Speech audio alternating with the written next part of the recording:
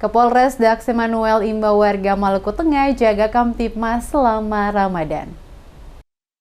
Kapolres Maluku Tengah AKBP Dax Emmanuel Samson Manuputi mengimbau seluruh warga masyarakat Kabupaten Maluku Tengah agar senantiasa menjaga kenyamanan dan kekhusyuan serta memelihara Kamtibmas selama bulan suci Ramadan 1444 Hijriah tahun 2023 Masehi. Dirinya mendorong warga untuk lebih meningkatkan iman dan takwa serta memperbanyak ibadah selama Ramadan. Warga juga diimbau memperkuat toleransi antar sesama dan antar umat beragama, tidak melakukan hal-hal yang bisa merugikan diri sendiri atau orang lain.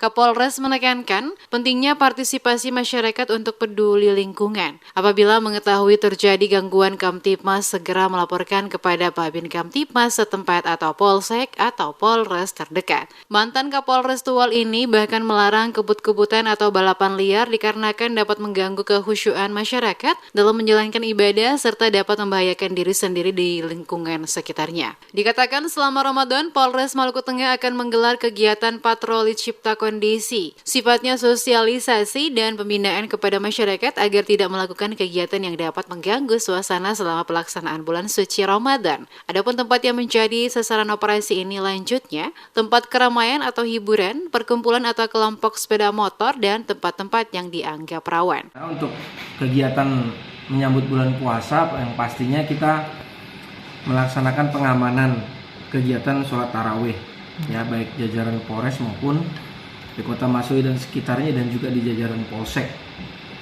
Nah, untuk kegiatan dan juga patroli-patroli dan lain-lain, tetap juga kita mengimbau juga kepada masyarakat, yaitu untuk tetap kita sama-sama saling menghormati lah, ya, kita toleransi beragama. Sekarang ini bulan Ramadan, ya kan, rekan-rekan kita yang dari beragama Muslim sedang melaksanakan kegiatan ibadah puasa, ya kita yang beragama lain kita menghormati mereka. Yang pasti kita menjaga situasi Kamtibmas biar agar semuanya tetap kondusif.